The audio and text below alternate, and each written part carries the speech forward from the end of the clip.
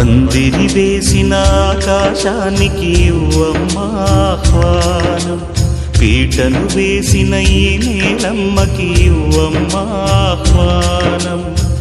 నువ్వు రామ్మా ఓ వేదమా, విడాకుల పత్రిక అందుకుని వెంటనే వేంచేయుమా, దంపతుల విడదీసే మంత్రం కొత్తగా నేర్చుకోవమ్మా.